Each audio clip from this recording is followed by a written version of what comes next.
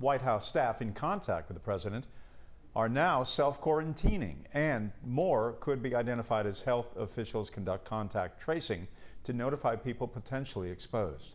Here is Reveal investigator Andy Parati, who successfully fought COVID, and he has a reminder of how all this works.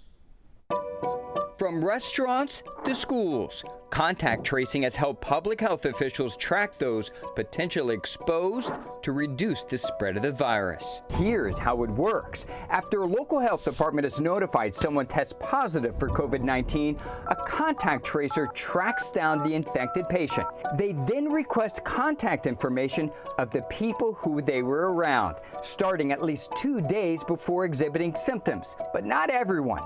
Only people who are within 6 feet for 15 minutes or more at a time. Fazle Khan is the chief epidemiologist at Fulton County's Board of Health. Even if, let's say, a person who was infected was working behind the counter or somewhere and was just casually serving people, that would not constitute a close contact. But his or her fellow staff who are working in and around them in close proximity would be close contacts.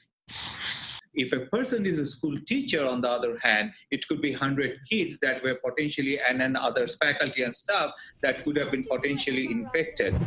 Identities of positive COVID-19 patients are kept anonymous. Those exposed are asked to self-quarantine for at least 14 days. Contact tracing is going to be really important. Bob Bednarchek is an assistant professor of global health and epidemiology at Emory's Rollins School of Public Health. Even if they don't personally feel ill, they can still be infected, they can still be potentially spreading the virus. Some Georgia counties use text messaging to notify potentially COVID-infected patients, but epidemiologists say that should not replace what they call shoe leather epidemiology, which includes calling and talking to someone on the phone. We have more coverage on 11alive.com, including reaction from local politicos, those wishing the first family well and others who are not so sympathetic. You can also download the 11 Alive app.